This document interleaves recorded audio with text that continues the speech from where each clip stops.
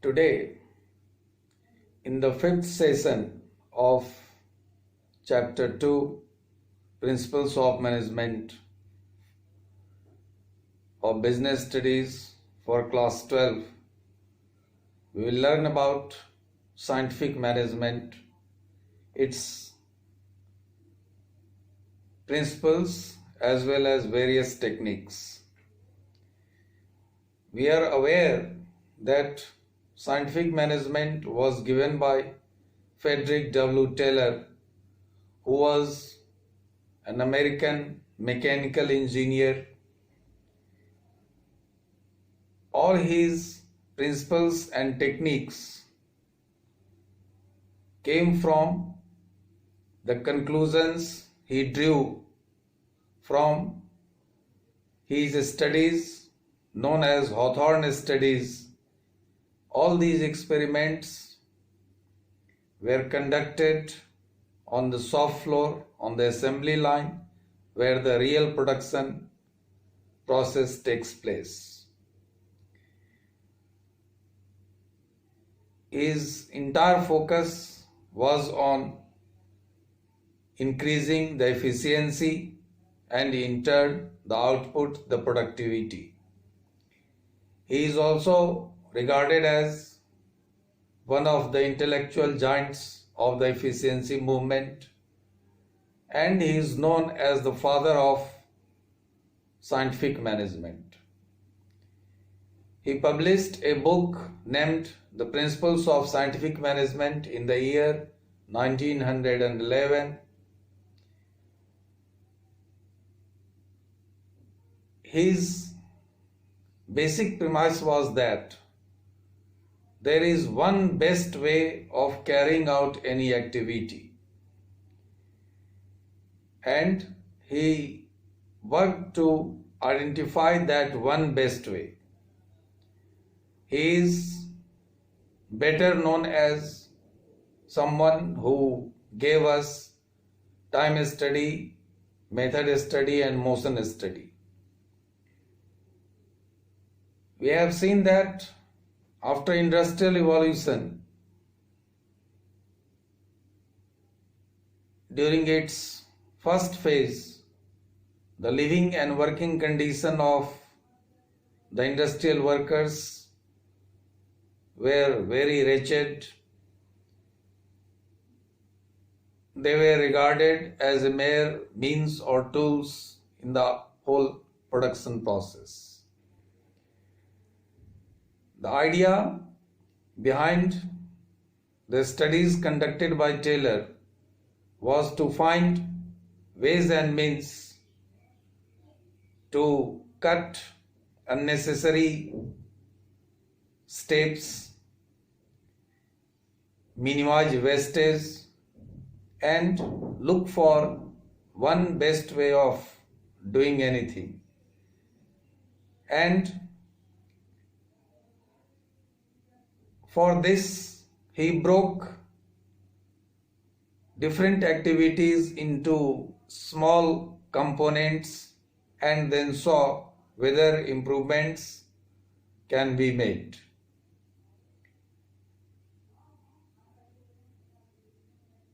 He also believed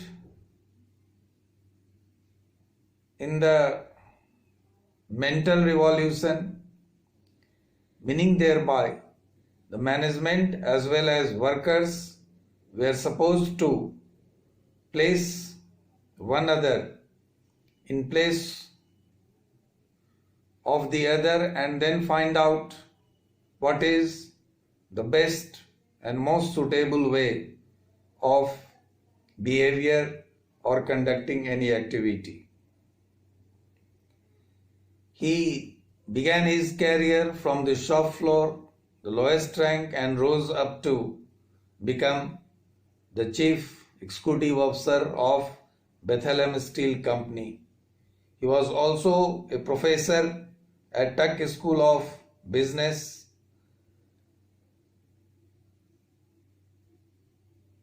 As I said earlier, he is regarded as the father of scientific management. During the early phase of industrial evolution, there was no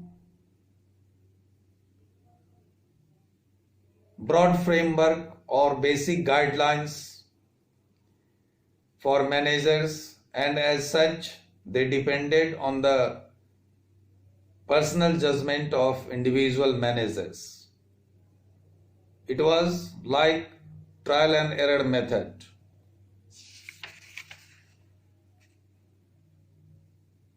Tailored scientific management is just opposite of rule of thumb, that is decisions depending on the personal judgment of managers or on trial and error method. He gave us 4 principles of scientific management. The first one is science, not rule of thumb. We have seen earlier that the main focus of Taylor was to find one best way of doing anything. That is the ideal situation. Or 1, 2, 3 ways of doing anything, and managers, depending on the situation, take any one of the 2 or 3. It is not dependent on the personal judgment of the managers. There is cause and effect relationship.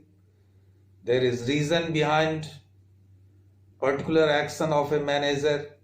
He has a roadmap, he has a framework, and in similar situations, different managers will go for similar type of solution. For example, if in a school any student does any act of indiscipline, depending on its gravity, the students knows it very well whether his or her parents will be called, or he will be suspended for a week or a month, or he will get a TC. So there is some kind of pre-estimation, there is a kind of anticipation that given a certain situation, the manager is going to respond in a certain manner. Scientific method involves investigations through work study, method study, time study, and in that process there is a broad framework, general guidelines for managers to do certain thing in a particular specified way.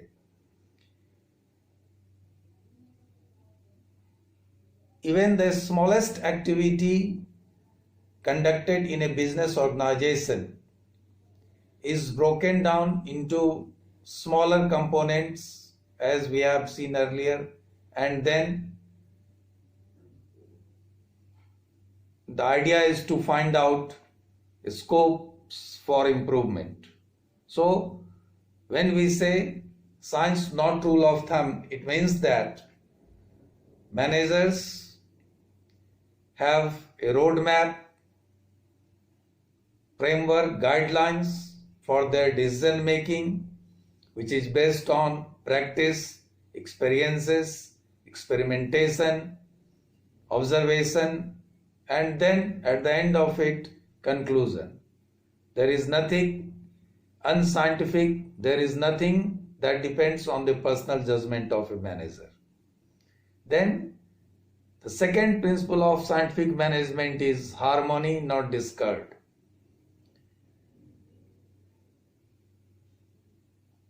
Both the management as well as the workers have to understand very well that they are complementary to one another and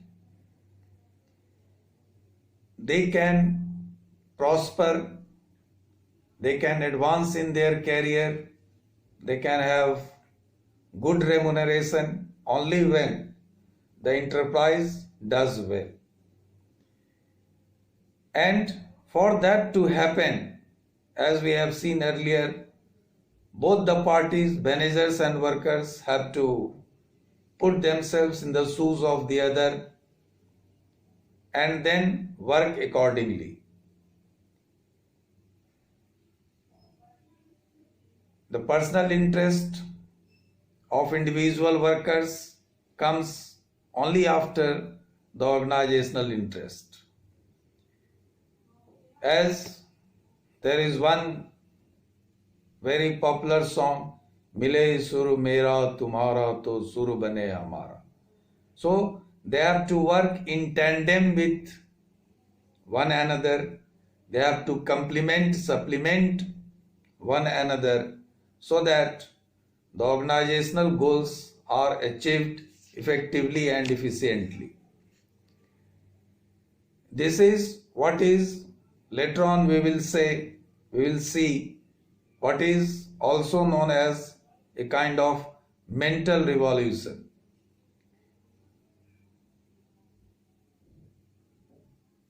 There should be complete openness. Managers should work as friend, philosopher and guide of the workers. Workers should be loyal to managers. Managers should take care of the living working condition of the workers. They should be able to guide and motivate them, to lead them so that the best out of them could come out. The third principle of scientific management is cooperation, not individualism. When we say cooperation, not individualism, what we mean to say is that we have seen that in management there is a group, there is a team, and all the team members have their assigned work.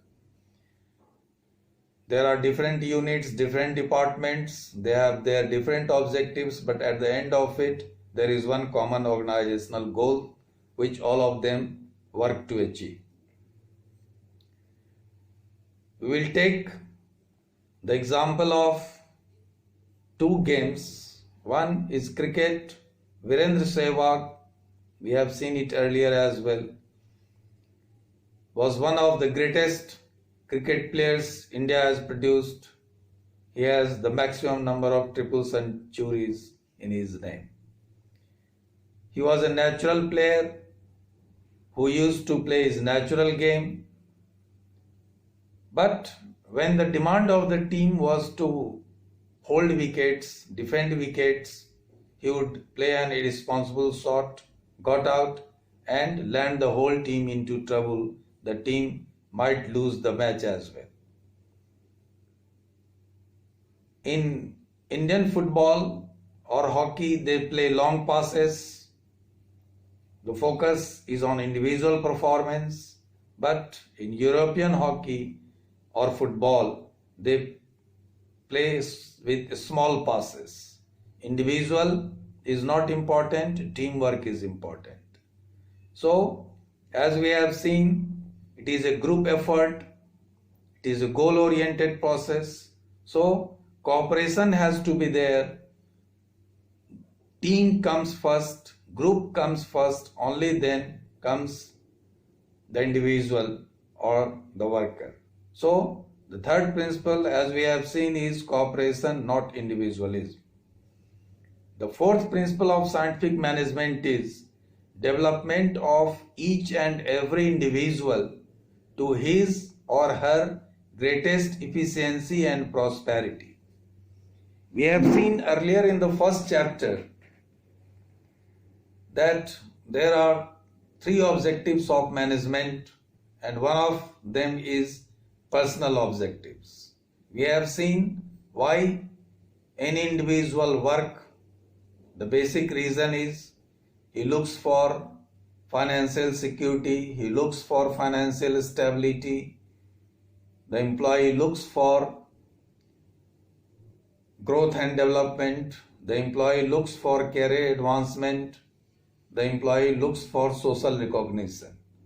And if the organization is able to fulfill all of them, if organization is seen to work along the lines where the personal objectives of employees are getting fulfilled, employees feel motivated, they come out with their initiatives, they are loyal to the organization, they give their best under all circumstances. So, an organization which sees the development of its employees so that he or she reaches his maximum level of prosperity and efficiency. The employee feels comfortable, there is a sense of belongingness in the employees, he or she tries to give out his or her best. You might be aware that in the most established MNC Google, if an employee dies while he is still working with the company, the spouse, be it husband or wife, continue to get the salary till the time he was supposed to be in the organization. So, and the employee also knows that depending on his or her work performance, he will get promoted, he will have opportunities to gain better skills. In that case, that is one of the reasons why people die to work for Google or any other such company. So, these were the 4 principles of scientific management. The first one was science, not rule of thumb. The second one was harmony, not discord. The third one is cooperation, not individualism. And fourth one is development of each and every personnel to his or her greatest prosperity and efficiency.